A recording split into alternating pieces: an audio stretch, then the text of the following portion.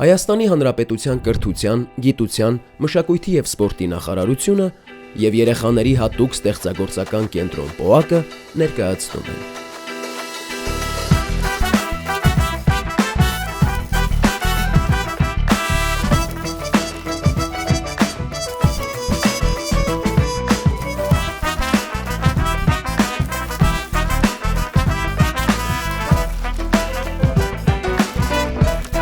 Քո արվեստը դպրոցում։ Մեր այսօրվա հանդիպումը տեղի ունեցավ Երևանում։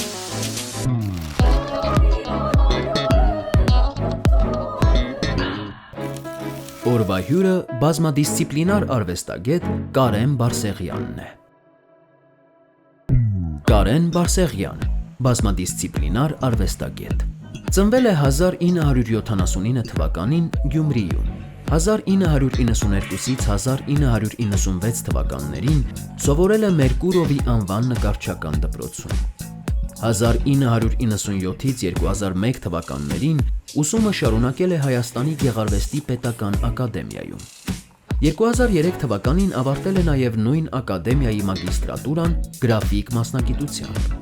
4 տարի անց վերադարձել է Հարազատ ակադեմիա և դասավանդել այստեղ մինչև 2012 թվականը։ 2021 թվականից Գյումրիի Մարիամ և Երանուհի Ասլամազյան քույրերի պատկերասրահի տնօրենն է։ 2023-ից 2025 թվականներին որպես դասախոս աշխատել է նաև Impact Hub Գյումրիում։ 2015 թվականից սկսած աշխատարաններ և վարպետության դասեր է անցկացնում Հայաստանում, Իտալիայում, Գերմանիայում, ԱՄՆ-ում և այլուր։ Համադրել և համակարգել է մի շարք ցուցահանդեսներ, ինչպես նաև իր իսկ նախագծերով հանդես եկել աշխարհի տարբեր երկրներում, մասնակցել ցուցահանդեսների, բիենալեների և միջազգային փառատոների։ Անհատական ցուցահանդեսներ է ունեցել Նիդերլանդների, Ավստրիայի, Հայաստանի տարբեր քաղաքներում։ 2006 թվականից սկսած Կարենի արվեստում հիմնական մտածողության լեզու է դարձել ջինսը։ Ջինսի պարագայում ըստ հեղինակի չկան բարեկեցության կամ կարգավիճակի տարբերություններ,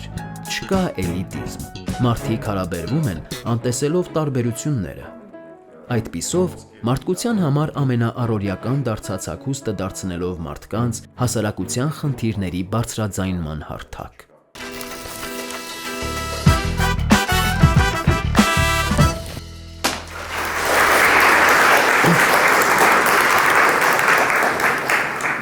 Բարև ձեզ, ես Կարեն Բարսեղյանն եմ Գյումրիից և այսօր մի փոքր կխոսենք նախ իմ անցած ճանապարհից, հետո մի փոքր աշխատարան ունեմ ձեզ համար, կբացատրեմ ինչ է Մեդաքսի տպագրությունը և կփորձենք իրար հետ մի քանի Մեդաքսի տպագրություն անել։ Էկրանին տեսնում եք Գյումրու միջազգային բիենալեն և գժակ մի հատ լոգո, որը նշանակում է Գյումրու ժամանակակից արվեստի կենտրոն։ Ինչու եմ այս հիմա ձեզ ցույց տալիս, որովհետև իմ ուսանողական տարիներին ես հիմնականում կրթվել եմ Գյումրու միջազգային բիենալեով։ Ինչ է միջազգային բիենալեն, եթե գիտեք, բիենալե նշանակում է տարին 2 անգամ։ Ինքը արվեստի փառատոն է եղել, ցավոք սրտի հիմա չի շարունակվում Գյումրիում, բայց ինքը համախմբեց ամբողջ Հայաստանի, նաև կարելի ասել Կովկասի և եվրոպական լավագույն արվեստագետներին միտեղ Գյումրի քաղաք, որտեղ և նշվում էր բիենալեն։ Իմ հիմնական արվեստի կրթությունը բիենալեի ժամանակ շփումներ մարդկանց հետ, տարբեր արվեստագետների, տարբեր նկարիչ, կոմպոզիտոր, դերասան, աշխարհի տարբեր տեղերից հավաքվում էին Գյումրի և այդ մի ամիսը կամ 2 ամիսը դառնում էր մի հրաշք արվեստային տոն։ Եվ իմ սերունդը շատ կարևոր դեր կատարեց նաև բիենալեին, որովհետև մենք ուսանող էինք և շատ հայտնի արվեստագետների համար կարելի ասել ասիստենտ ենք եղել որպես և շատ բան ենք սովորել։ Եվ դա կարևոր էր, որ նրանց կողքին էինք և իրենցից լսում էինք այն, ինչ մեզ բուհում դեռ հասանելի չէր։ Այստեղ 15 դրոպ 3-ն է, որը բիենալեից հետո մենք 4 ընկերներով, տարբեր տարիքային մարդկանց արվեստագետներով ստեղծեցինք 15-3 խումբը։ Վերևում Արմենն է Տեր-Մգրչյան, ֆոտոգրաֆ, հետո Գևորգ Սարգսյանն է, Ճալան, Հրաչը եւ ես։ Ինչ էր 15-3-ը։ Մենք հավաքվեցինք արվեստագետներով եւ որոշեցինք պահել Գյումրու Բիենալեի, ինչպես ասացի, ինքը 2 տարին մեկ անգամ էր, այդ հատվածը միշտ ակտիվ պահել արվեստային միջավայրը։ Եվ հավաքվում էինք այդտեղ, քննարկում էինք տարբեր պրոյեկտներ արվեստային եւ նաեւ ներգրավում նաեւ ուսանողներ եւ աշակերտներ դպրոցական, որոնց հետ նաեւ խորհրդակցում էինք, թե ինչպես կարելի է, այսինքն ինչն էր հետաքրքիր իրենց ներկա պահին, հա, արվեստի մեջ, նկարչության, թեկուզ թատրոնի եւ իրենցից էինք լսում, թե շատ կարևոր մաս կազմող խնդիրները։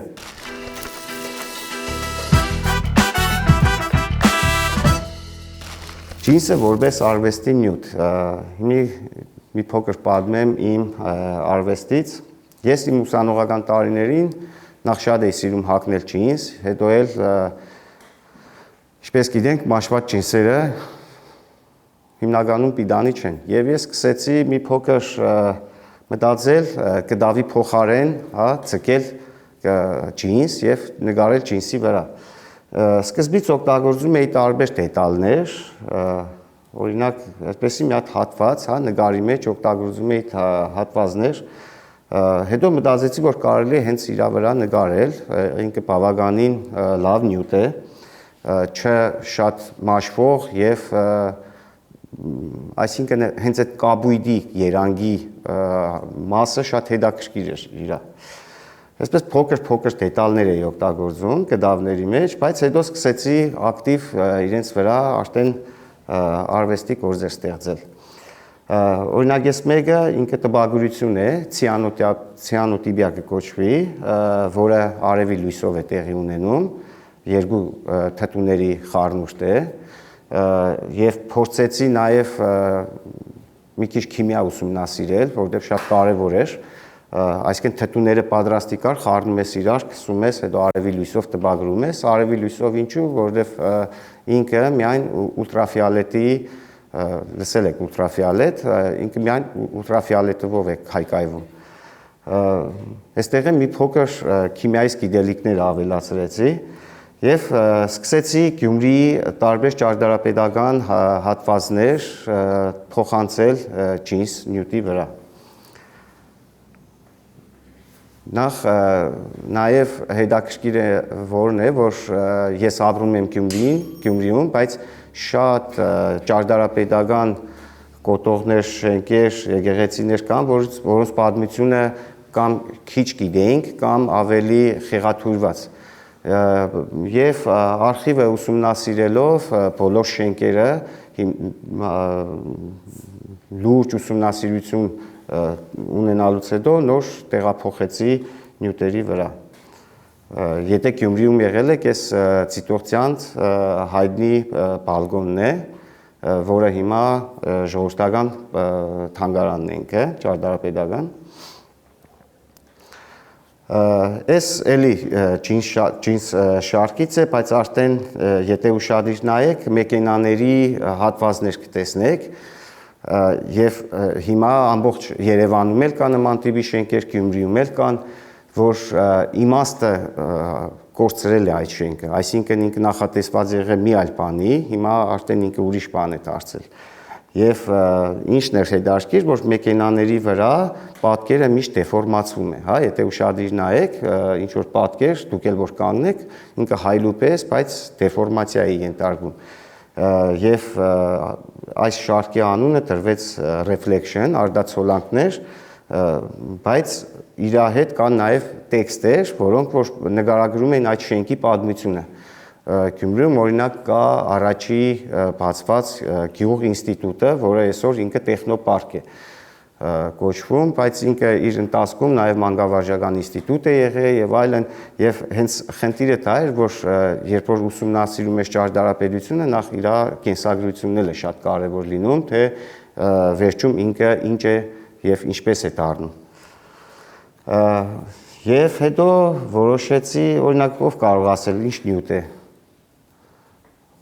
Ինքը էլի ջինս է, բայց ես սկսեցի հետո ջինսերը վերամշակել, այսինքն վերամշակել հիմա սա թուղթ է, հա, ջինսից ստացա թղթի որևէ մասսա, ինքը բամբակ է, դե ջինսը ինքը իրանով նյութը բամբակ է եւ ինձ հետաքրքիր էր նաեւ թե հաջորդ ջինսի վերամշակումը ինչ կարող է դառնալ եւ ստացա բամբակե թուղթ, որը ես սկսեցի պատկերել հենց բնապատկերներ։ Մենք լավ գիտենք, որ եթե բարձրությունից նայենք, հա, մեր դաշտերին ինչ տեսք ունեն, քառակուսիներ, հա, տարբեր, այսինքն հողակտորները ոնց են մշակված եւ եթե ուշադիր նայեք, հենց այդ հողակտորներն են։ Այսինքն այստեղ աբստրակցիա կամ ինչ-որ բան չկա, ինքը շատ ռեալիստական է։ Այդ շարքից էլի ինչ-որ հատվածներ Ես նաև տարբեր նյութերով եմ աշխատում, ես կոնկրետ գրաֆիկական աշխատանքներ են եւ ինչն է ինձ հետաքրքրում, որ այսինքն ինչքան արվեստագետը սկսում է պրոֆեսիոնալ նկարել, այդքան սկսում է փոքր երեխաների նկարները դուր գալ։ Այդ կա մի հատ հետաքրքիր բան, որ անմեղության, հա, նախ անմեղ են նկարում, հետո շատ վստահ են նկարում, հա, կարևոր չէ, պատկերը նման է, թե չէ։ Եվ ես փորձեցի տարբեր երեխաներից գծանկարներ վերցնել եւ տեղափոխել իմ աշխատանքների մեջ։ Այս կոնկրետ իմ աղջիկա գծանկարներից է, ինքը չի նկարել, ինքը նկարել է փոքր թղթի վրա, հետո ես մեդաքսի տպագրությամբ տեղափոխել եմ մեծ թղթերի վրա։ Այսպես տարբեր, հետո մի շարք իմ մոտ տեղի ունեցավ, էլի ջինսի հետ էր կապված, մենք Գյումրիում ցայտաղբյուրներին ասում ենք բուլբուլակ, այսինքն բոլորն գիտեն, որ ջուր են խմում, եւ ինձ շատ հետաքրքիր էր ջուր խմելու իմաստը, որովհետեւ հիմնականում ցայտաղբյուրները տրվում են այսօրվա մեր պատկերացումով, հա, երբ որ մարդը մահանում է, իր հիշադակ ինչ որ մի ցայտաղբյուր են դնում, ջուրը խմելու, այսինքն կյանքը շարունակելու, հա, իմաստով։ Բայց ուսումնասիրությանս մասը կազմեցեն, որ դա հետո ձևափոխվել է, դեֆորմացիայի ենթարկվել, հին ժամանակներում հայերը ցայտաղբյուր դրել են հենց երբ որ ինչ-որ մեկը ծնվել է կամ ինչ-որ շատ կարևոր իրադարձություն է տեղի ունեցել։ Եվ ցայտաղբյուրի իմաստը այն է, որ դու այդ իրադարձության հետ կապված խոնարհվում ես եւ ջուր ես խմում։ Եվ դրա համար ես վերցրեցի ցայտաղբյուրները վերևից,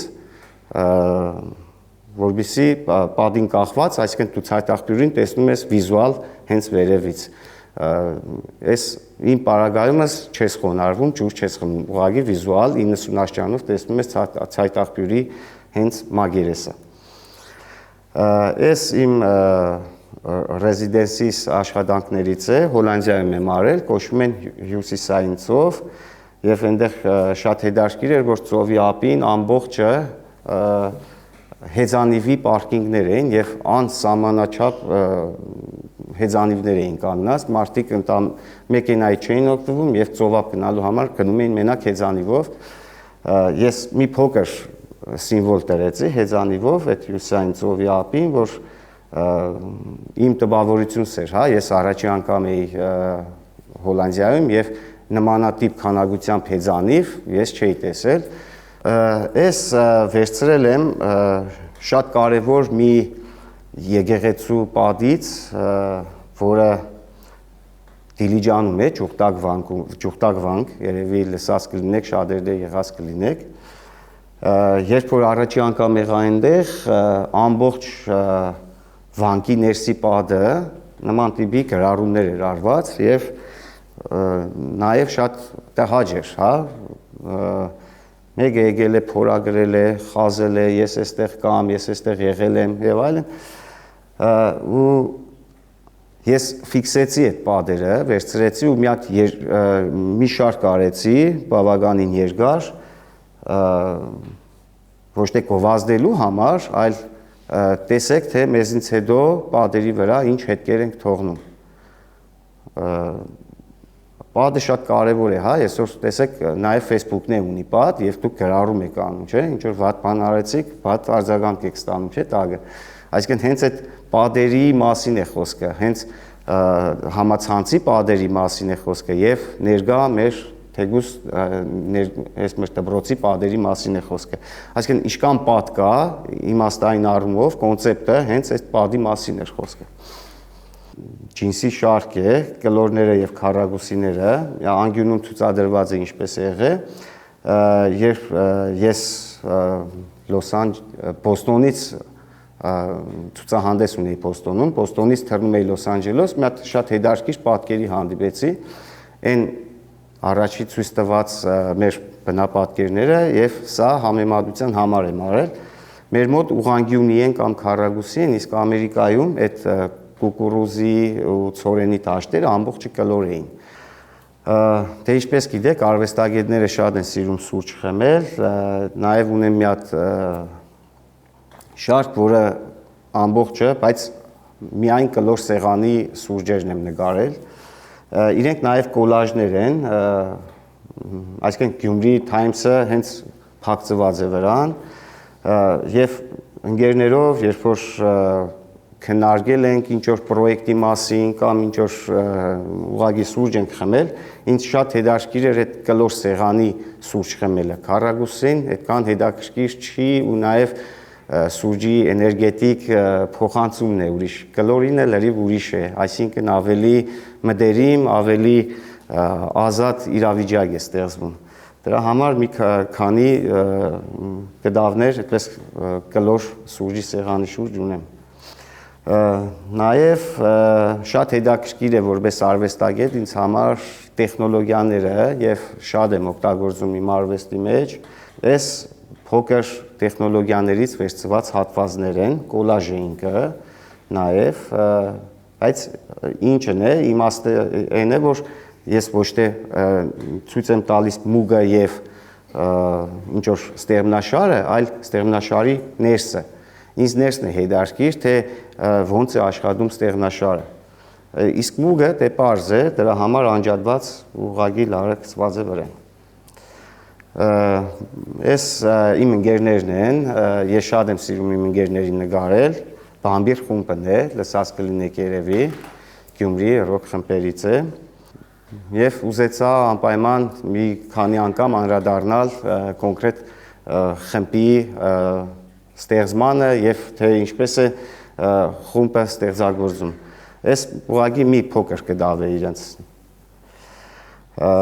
Նաեւ այս իմ ամենահին աշխատանքներիցս մեկն է ուսանողական, երբ որ անկախության հետ կապված մի հատ ցուցահանդես էր եւ փորձեցի իմ կարծիքը եւ իմ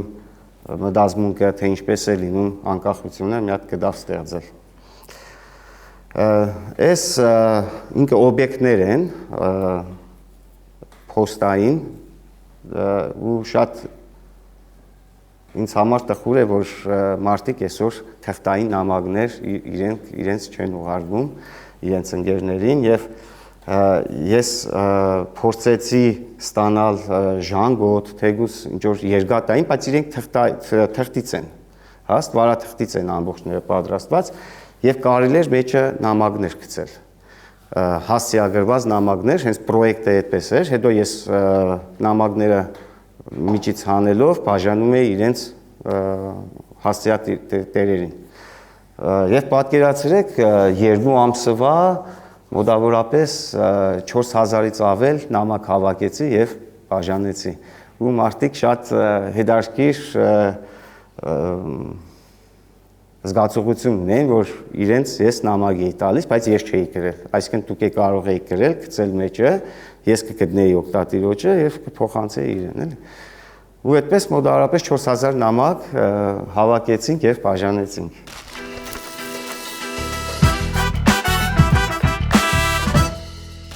Ինչպես խոստացել էի, փորձեմ ձեզ հետ մի քանի տպագրություն անել Medax-ի։ Մեդաքսի, ինչ է մեդաքսի տպագրությունը, ինքը շատ հին ժամանակներից եկած տեխնիկա է, որը եկել է կարելի ասել Չինաստանից, հետո տեղափոխվեց որպես տեխնոլոգիա Եվրոպա, բայց շատ խորը արվեստի մեջ ինքը որպես մեդաքսակրություն 50-ական, 60-ականներին ամերիկյան արվեստագետները շատ օգտագործեցին, հիմնականում Էնդի Վորհոլը, որը ինքը կատարելագործեց մեդաքսի տպագրության տեխնիկան եւ փորձեց մեդաքսի տպագրությամբ ստանալ այն տիպի արվեստի գործեր, որոնք ոչ թե ֆոտոռեալիստիկ պատկերներին էր նման, այլ հենց որպես գույն, որպես գունապաշխում եւ այսօր մեդաքսի տպագրությունը սկսել է նաեւ Հայաստանում մեծ տարածում ստանալ եւ ուզում եմ նաեւ ցես ցույց տալ եւ կարող եք նաեւ դուք էլ տպագրել, տեսնել թե ներգի հետ ու ինչպես են ստանում մեդաքսից պատկեր։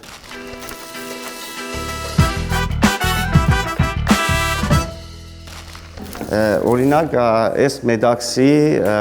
պատկերը ինքը Գյումրիի ամենահին փողային նվագախումբն է եւ ես արխիվից գտա իրենց ֆոտոն եւ դարձրեցի մեդաքս եւ շատ եմ օգտագործել իմ արվեստի գործերի մեջ հատուկ հենց որպես փողային նվագախումբ։ Լավ բան է, այսպես։ Ահա։ Մի քիչ թեք է ու մի քիչ ուժեղ։ Այդպես է փախավ։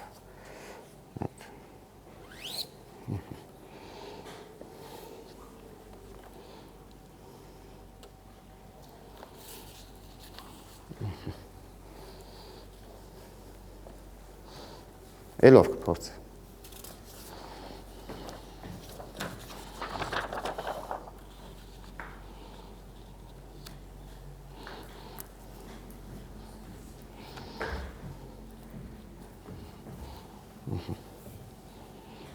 Մի քիչ ուժեղ սխմած։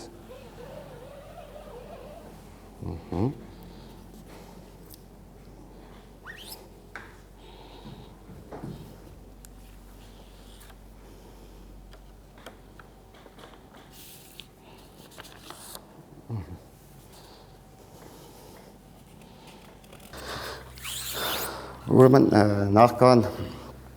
պատկերը ստանալը մենք ձգում ենք փայդյա կամ ալյումինե ռամկայի վրա մեդաքսը, որի վրա հետո քսվում է ֆոտոէմուլսիոն շերտ։ Ինչ է ֆոտոէմուլսիոն շերտը, ինքը պատկերացրեք էմուլսիայի պես բան է, բայց իր մեջ ունի նյութ, որը էլի ուլտրաֆիոլետի տակ, հա, ակտիվանում է եւ մոտավորապես հին ժամանակներում, որ ֆոտո են տպագրել, այդ process-ն է տեղի ունենում։ Երբ որ արդեն ֆոտոէմուլսիոնի շերտը ունենք, հա, մեդաքսի վրա,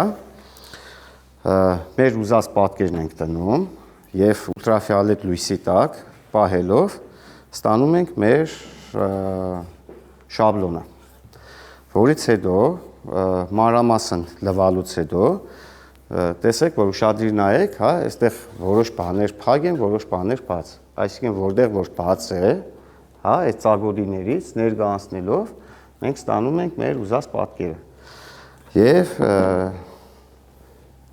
տեսեք հիմա որ ցույց տամ, դուք ոչինչ չեք տեսնի, այստեղ, հա, մոտավորապես ինչ որ մի քանի բաներ են։ Բայց տպագրելուց հետո կունենանք մոտավորապես նման տիպի, հա, պատկեր։ Ինչպես ասեցի, այս Գյումրիի առաջի փողային նվագախումբն է, եւ ինքը կարելի ասել շատ կորած ֆոտո է եղել արխիվում, մաշված, պատրաստված, ես մի փոքր վերականգնեցի, տուշով վրան աշխատեցի եւ ստացա այս մեդաքսը, բայց այս այն որակի մեդաքսը չէ, որ կարելի է որպես ֆոտո պրինտ օգտագործել, ինքը ավելի շատ տրաֆարետային է, բայց այն մյուս արդեն մեդաքսների ժամանակ ես ունեմ ավելի վերամշակված է, ուղղակի մեծ է, հնարավոր չէր բերել, մեծ տպագրության համար է, եւ սա ամենաօպտիմալ տարբերակն է։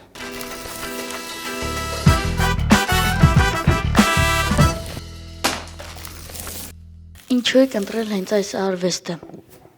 Փոքր ժամանակ սիրել եմ, նկարչական դպրոց եմ այցելել եւ միշտ փորձել եմ ինչ-որ բաներ վիզուալիզացնել, հա, մտքեր։ Ու գտել եմ, որ նկարչության մեջ այդ մտքերը, որոնք որ վիզուալիզացվում են, կարելի է միայն նկարչությունով անել։ Սովորաբար abstract կամ ուրիշ ինչ-որ ուսիչ նկար նկարելիս դուք ինչ-որ էմոցիաներ ներշնչում եք ձեզ, որպեսզի այն ավելի լավ ստացվի։ Տեսեք, էմոցիան ընդհանրապես ստանում ես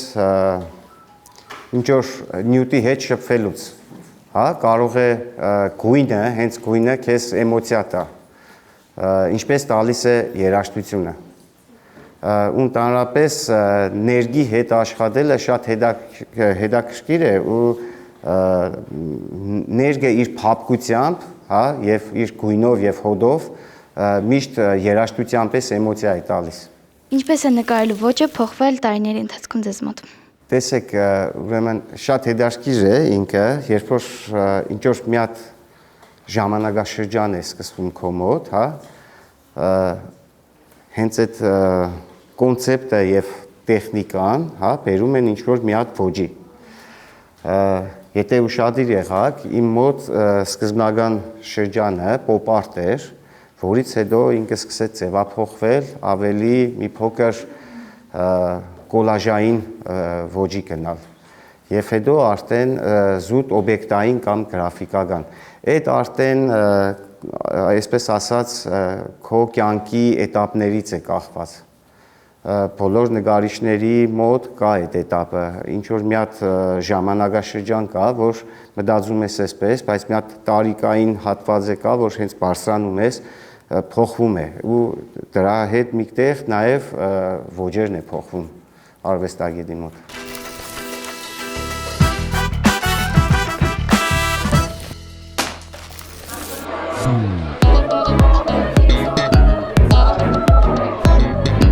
Մենք մասնակցեցինք քո արվեստը դպրոցում ծրագրին։ Շնորհակալություն ենք հայտնում Կարեն Բարսեղյանից։ Ստացանք շատ դրական էմոցիաներ։ Նա ցույց տվեց մեզ գրաֆիկական նկարներ եւ բացատրեց այլ գեղեցիկ նկարների մասին։ Ստացանք հավելյալ տեղեկություն եւ կարողացանք արվեստի նոր ոճը ընկալել եւ կարողացանք փորձել այն մեր ձեռքերով։ Շնորհակալություն ենք հայտնում հետաքրքիր միջոցառում կազմակերպելու համար։ Մեծ հետք թողեց մեր վրա։ Ես շատ կցանկանայի, որպեսզի այսպիսի միջոցառումներ շատ լինեին մեր դպրոցներում։ Շնորհակալություն հետաքրքիր ծրագիր կազմակերպելու համար։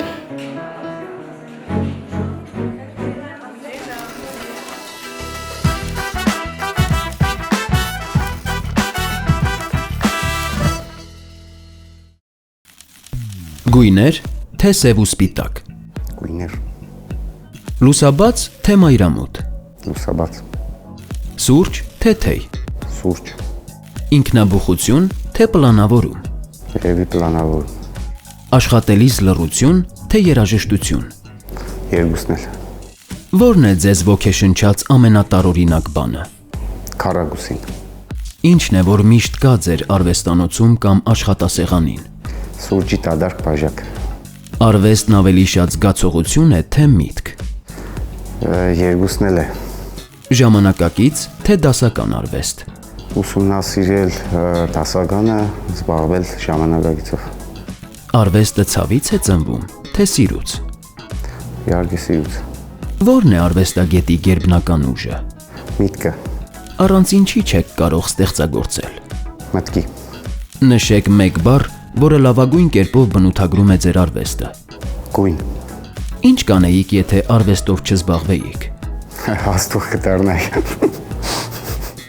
Որն է ձեր կյանքի կարգախոսը։ ապրել, Ինչն է ավելի կարևոր։ Ձևը, թե բովանդակությունը։ բովանդակությունը, Ինչն է ավելի դժվար։ Խոսել, թե լռել։ Բարդ լռելը։ Եթե կարողանայիք միայն մեկ ուղերձ փոխանցել աշխարհին, որը կլիներ այն։ Սիրել։